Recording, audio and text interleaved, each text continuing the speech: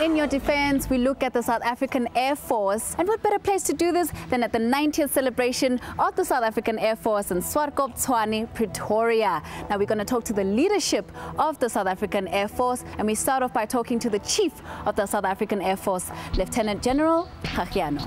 90 years of military aviation in a formal organization is a great achievement. We are the second oldest Air Force in the world, and as such we feel very proud. We've got a long history, sometimes turbulent, other times peaceful, but although times change, our commitment never does. What would you like to say to those who aspire to be part of the Air Force, young people of South Africa? I spoke to our new recruits during the week, and I told them, you will not find a place anywhere in this country where you can live yourself out like in the Air Force. There's room and space for anybody, from engineers, pilots, technicians, chefs, protection people, HR people.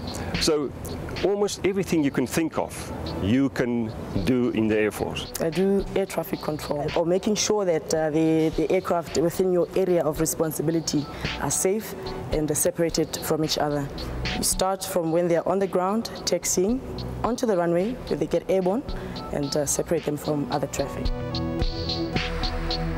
I'm a mechanical engineer. Basically what we do is make sure that the aircrafts are maintained, they are serviced, and we take care of all the modifications that happen on the aircraft. Initially I thought of being a pilot, but then I realized better to be an engineer.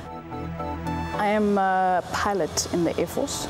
I'm a transport pilot, I should say. I fly what's called a Casa 212. It's a Spanish-made medium twin-engine transport aircraft.